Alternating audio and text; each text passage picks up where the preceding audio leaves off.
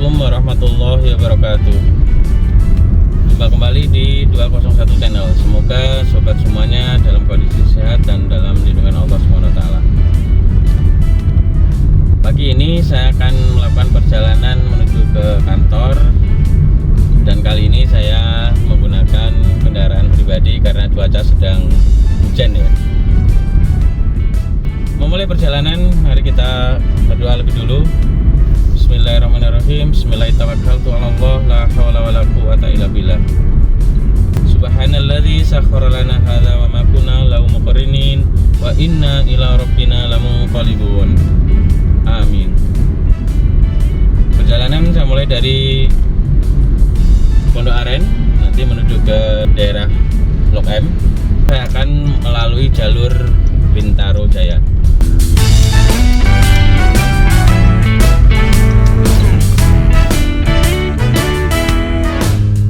Saat ini waktu menunjukkan pukul 5 pagi lewat 15 menit dan cuaca mendung, sedikit gerimis, lalu lintas masih relatif lengang.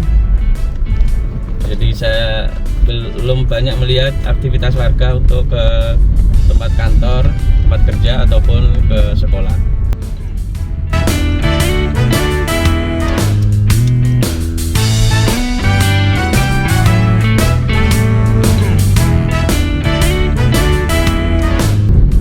Alhamdulillah dalam beberapa hari terakhir wilayah Jakarta dan sekitarnya diguyur hujan, dan semalam hujan cukup lebat gitu ya, dari sore ya, selepas isya sampai pagi tadi masih hujan ya, dengan intensitas ringan sampai sedang. Dan pagi ini jalanan relatif basah, tapi insya Allah cukup aman untuk berkendara ya.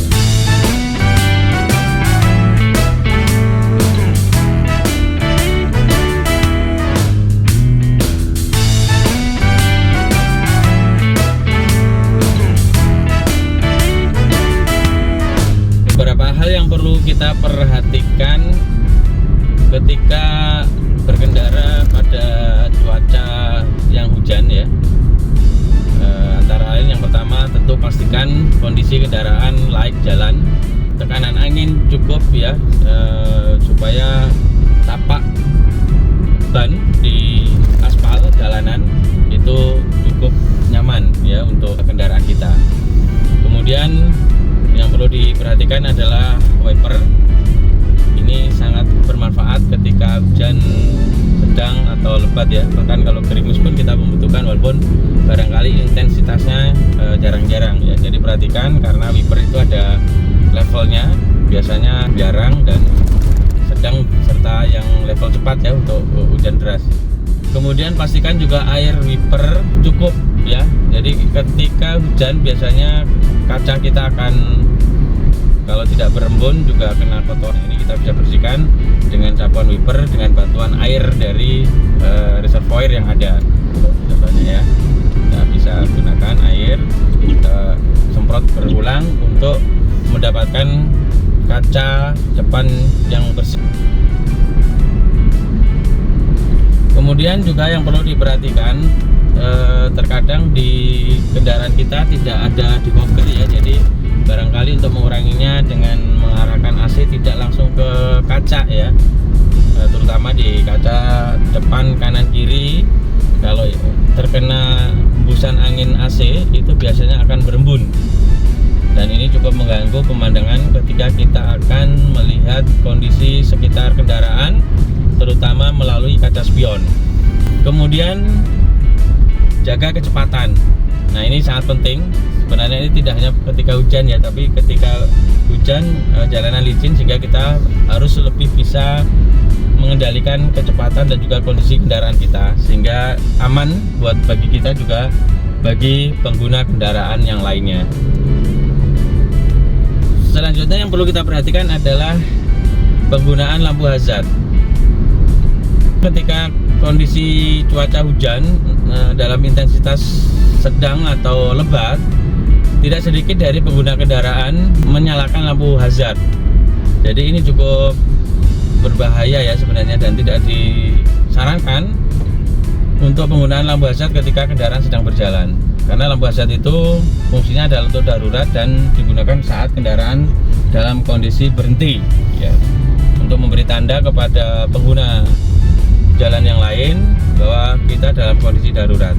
Nah, lampu hazard ini juga dia akan menonaktifkan lampu sen, sehingga ketika kita menyalakan lampu hazard dan kita akan berpindah jalur atau akan berbelok, ini tidak bisa memberi tanda kepada pengguna kendaraan lain, sehingga cukup fatal ya. Ketika kita akan berbelok, kita nggak bisa memberi tanda, sementara orang lain mengira kita akan jalan lurus. Dan ini juga kadang sering digunakan ya, lampu hazard ini untuk di perempatan ya, ketika kita memberi tanda akan lurus, kita nyalakan lampu hazard. Ini juga dilarang ya.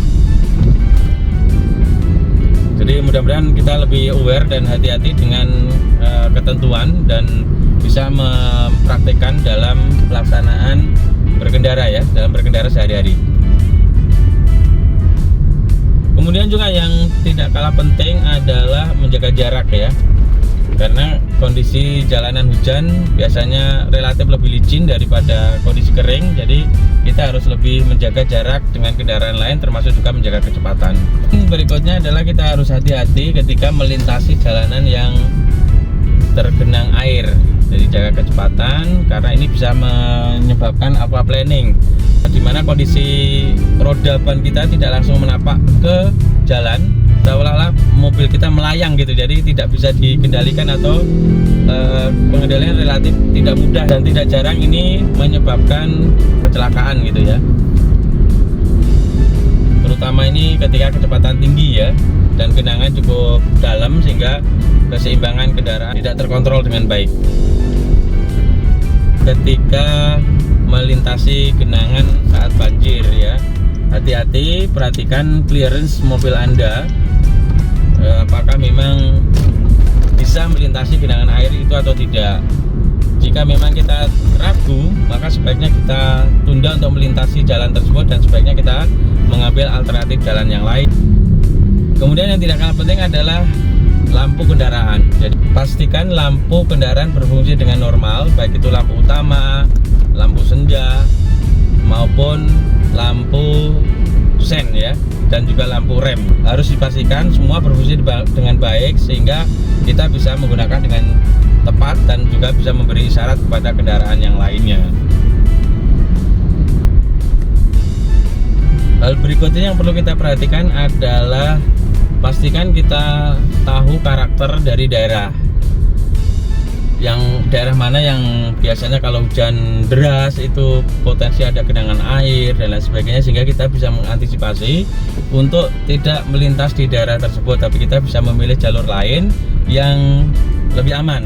Kemudian juga yang tidak kalah penting adalah kita memantau informasi-informasi dari pihak yang berwenang ketika di musim hujan atau banjir ya.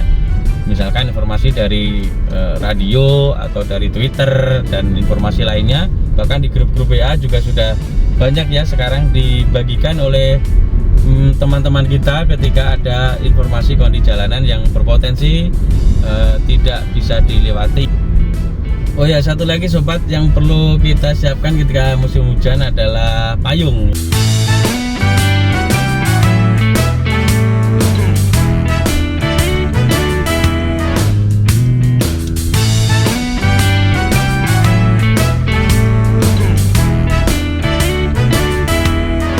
Ini adalah jalan radio dalam dan terlihat kondisi lalu lintas menuju Blok M masih relatif sepi ya, meskipun sudah mulai ada beberapa kendaraan yang melintas.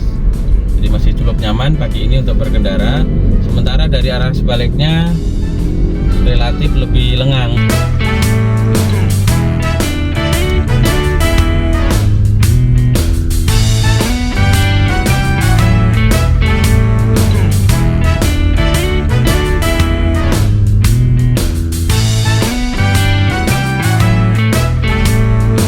Saya masuk di Jalan Panglima Polim Raya, dan jalur ini adalah masuk dalam jalur ganjil genap. Jalur ganjil genap dimulai dari pukul 6 sampai pukul 10 pagi dan pukul 16 sore sampai pukul 21 malam. Sementara di atas ini adalah jalur MRT dari Lebak Bulus menuju ke Bundaran HI.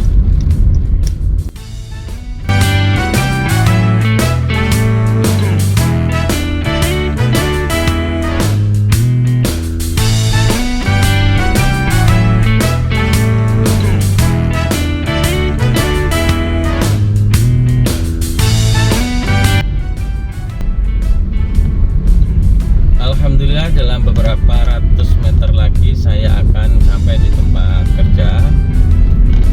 Terima kasih sudah mengikuti perjalanan kita kali ini. Mudah-mudahan sobat semuanya tetap sehat dan tetap dapat berkendara dengan baik apapun jenis kendaraan yang Anda gunakan. Semoga diberikan kelancaran dan keselamatan. Tetap patuhi rambu lalu lintas dan hargai sesama pengguna kendaraan yang lain. Terima kasih. Assalamualaikum warahmatullahi wabarakatuh.